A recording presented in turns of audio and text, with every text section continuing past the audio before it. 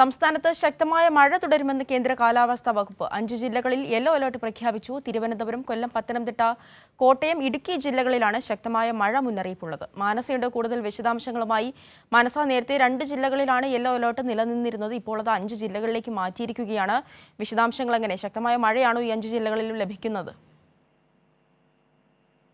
തീർച്ചയായും ആവണിയെ സൂചിപ്പിച്ചതുപോലെ തന്നെ കഴിഞ്ഞ മണിക്കൂറുകളിൽ 2 ജില്ലകളിൽ മാത്രമാണ് യെല്ലോ അലർട്ട് ഉണ്ടായിരുന്നതെങ്കിൽ ഏറ്റവും പുതിയ മുന്നറിയിപ്പ് പ്രകാരം നിലവിൽ 5 ജില്ലകളിലാണ് സംസ്ഥാനത്ത് ഇന്ന് യെല്ലോ അലർട്ട് നൽകിയിരിക്കുന്നത്.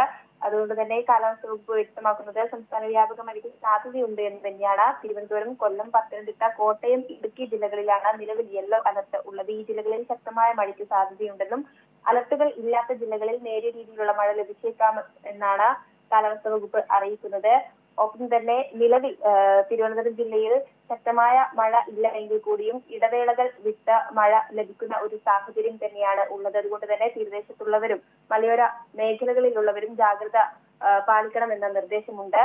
ഈ മഴ ഒരു കനത്ത രീതിയിൽ ഇല്ലാത്തതിനെ തുടർന്ന് ഈ കേരള, ലക്ഷദ്വീപ്, കർണാടക തീരങ്ങളിൽ നിലവിൽ മത്സ്യബന്ധന വിലക്ക് ഏർപ്പെടുത്തിയിട്ടില്ല. എങ്കിൽ കൂടി മത്സ്യത്തൊഴിലാളികൾ ജാഗ്രത പാലിക്കണമെന്ന മുന്നറിയിപ്പ് നൽകിയിട്ടുണ്ട്. ഒപ്പം തന്നെ ശക്തമായ കാറ്റിന് സാധ്യതയുണ്ട്. ഇടിമിന്നലോട് കൂടിയ മഴയ്ക്കാണ് സാധ്യതയെന്നും പറയുന്നുണ്ട്.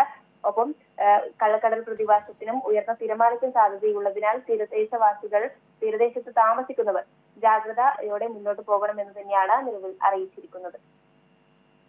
ശരി, സംസ്ഥാനത്ത് മഴ ശക്തമാകുന്ന സാഹചര്യത്തിൽ നിലവിൽ 5 ജില്ലകളിൽ യെല്ലോ അലർട്ട് പ്രഖ്യാപിച്ചിരിക്കുകയാണ്. മാനസയാണ് വിശദാംശങ്ങൾ നൽകിയത്.